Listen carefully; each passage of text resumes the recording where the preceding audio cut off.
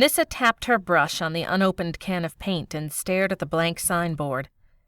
It had sat in the shop for almost a week, and while they'd managed to pull in a few customers, the store would never take off without proper signage. A zapping sound and a flash of light filled the workshop. Nyssa's shoulders hunched towards her ears. She wrinkled her nose at the whiff of ozone. "Ellis, electricity is not a toy." In his motorized wheelchair at the workbench, Ellis grinned. "It is if you use it right." He picked up a pair of wire cutters. Nyssa shook her head and focused on the sign. Or what would be a sign if they could agree on the wording. "How about Cormac's Electrical Repairs?"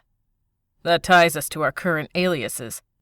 The gentle hum of the generator powering his soldering iron rose from the corner. "Put your goggles on," she ordered. "You need to protect your eyes." "Yes, Mom," he snickered. Nyssa tightened her hair ribbon to keep her wiry brown hair from her eyes. He had a point. Their current documents all read Hart and Nessa Cormac, partially because Nyssa Glass was wanted for murder, and partially because Ellis Dalhart didn't want to be associated with his late father.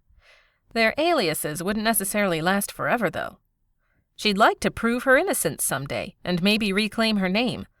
Also, their aliases were married. Their real selves were just sort of courting. More than enough commitment for an almost 17-year-old, though it might be nice to trade Glass for Dalhart someday. She stole a glance at Ellis. His long, agile fingers tinkered with some wiring, a slight smile quirking beneath his thoughtful brown eyes. Yeah, maybe at 17 and a half. She cleared her throat. "So if not Cormac, what then?" "Let's have some fun with it. How about Wired and Fired?" Sparks sizzled from his soldering iron. "It'll be wired and fried the way you're going. Seriously, didn't your dad teach you basic safety precautions? Put on your gloves." "Oh, I like wired and fried." "I'm not putting that on the sign." She came to stand over his workbench. He had a series of electrodes laid out, several attached to a voltaic pile battery. Though most things in San Azula, as in most industrialized nations, ran on reliable steam, electricity was Ellis's new obsession, especially in portable forms, such as batteries. He pushed his safety goggles up into his dark wavy hair, his eyes twinkling. "We could just call it Sparkies." She raised an eyebrow. "Which of us is Sparky in that scenario?"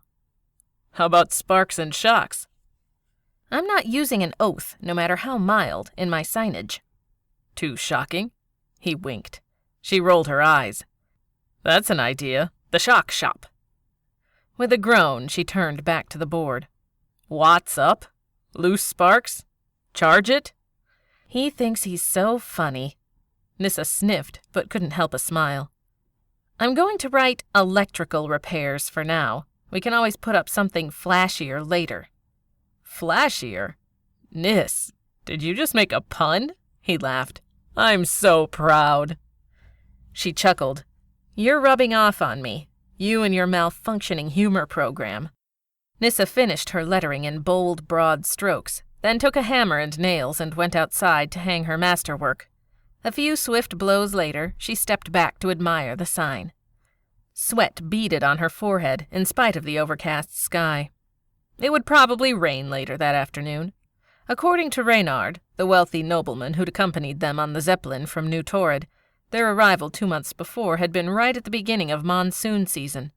The weather had been far from a tropical paradise since then, though any place without an extradition treaty is paradise enough for me.